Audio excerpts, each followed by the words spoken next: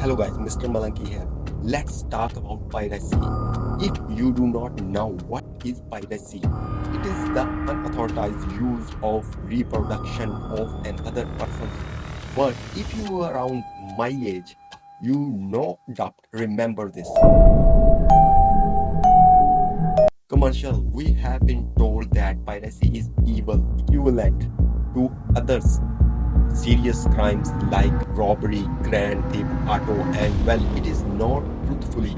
I am anti-piracy, and I know that relatively contradictory based on my thumbnail and title. But hear me out.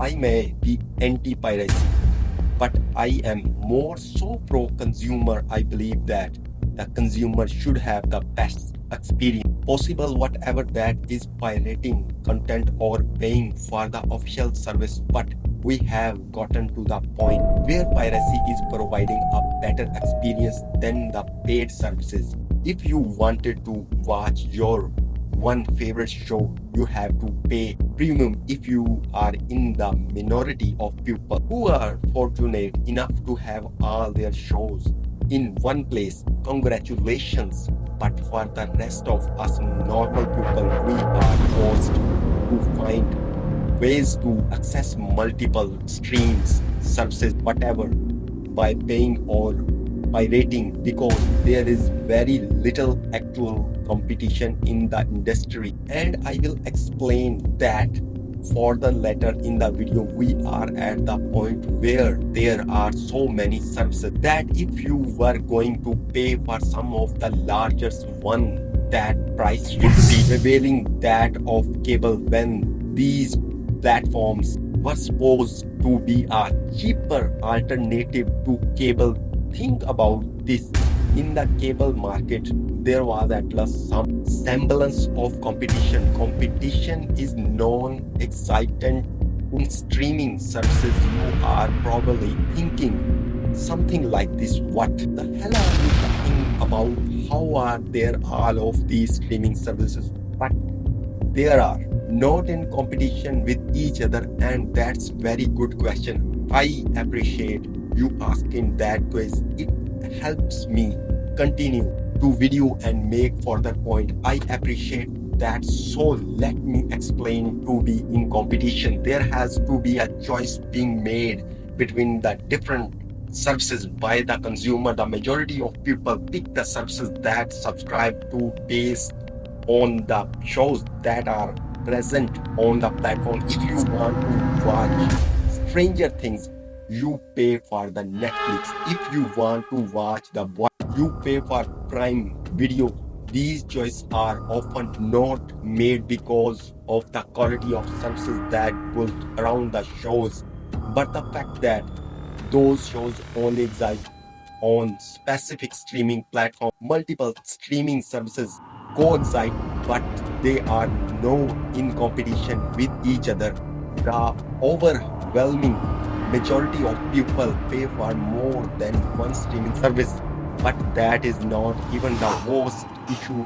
If you pay for Netflix premium option at $22.99 a month, you will get access to the 4K option for streaming content, except you will not be able to watch the content in 4K even though you pay for it on PC. I woke it up and I noticed this looks really bad. It is not just that it is low resolution and a low bite rate. It is just a badly looking stream, and I realized that there are cheat codes you could do on Netflix apparently, where you are Control Shift RD, and when you hit Control Shift RD, what you see is that you are actually getting a low bite rate 720 pixel stream. Even though you paid for 4K, are they actually running the experience for somebody who's using a computer because they want you to use closed source platforms that give you more control? He goes on to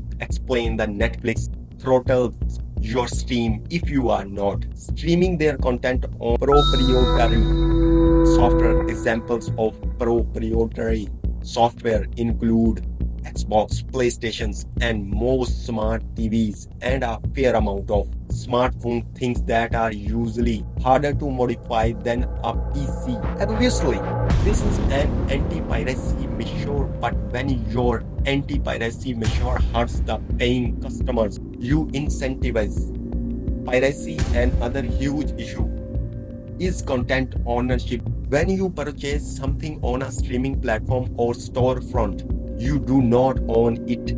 If a company decides that they are no longer going to host the content that you paid for, you lose access to it. We almost saw this with a PlayStation Discovery Channel situation, and we are actually seeing happen when Crunchyroll Funimation situation. Crunchyroll and Funimation are merging, meaning the Funimation app is being sunset. So some of the content that people purchase on the Funimation app, they will lose access to. If paying, not owning, then piracy is not stealing. So what should streaming services do? They should provide a better experience than piracy. They should not punish paying customers with the intent to thwart piracy. Now you will never be able to beat free, that's a fact.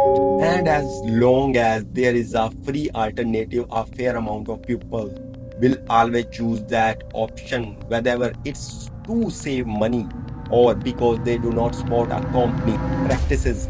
But the issue is not just exclusive to streaming services, it affects gaming too. Denuvo is a anti-tamper and a anti-piracy software used in games, ranging from the Borderlands series to the Resident Evil remakes to the Monster Hunter series, and it has been proven beyond all doubt that do anti-tamper negatively affects games performance. Although it's claimed that does not, this has been proven in multiple games.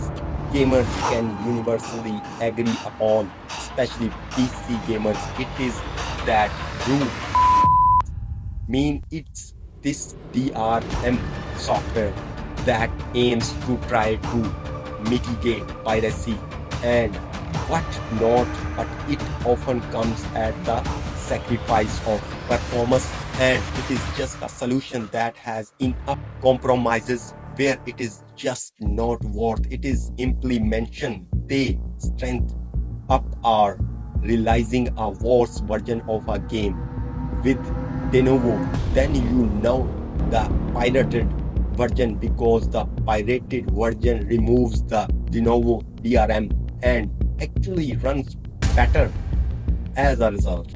I do not want to bore for you any more than I already have with my endless yapping. So the title is that when someone downloads a crack game that uses Doe anti-tamper software, they are likely getting a better experience for free than the paying customer gets after buying that game at full price. And I am not going to imply that this is an issue that affects all games, because there are only a handful of publishers, but there are still publishers using anti-piracy measures in gaming have not a substantial impact on gaming as a whole, because most games, adult games released recently, are free to play. So there is no cracked version of Fortnite to download, because you do not pay for Fortnite at least most aspects of Fortnite. But regardless of medium paying customers should not get a worse experience than someone pirating content. So what is the solution? Should we all start pirating content? Maybe should people continue to pay for a service even if they are getting a compromised experience? No, but the truth is same people do not care paying a, but the truth is some people do not care paying a premium for a service is a more enjoyable experience than clicking off a few pop-up ads every episode for a fair amount of people. And I do not criticize that, although I would like to add that some people paying the premium are still getting ads on their episodes. But I do not judge. Personally, I will continue to pirate things until I able to buy content and I own it, not purchase indefinite access until the host decides that they are no longer going to host the content I paid for.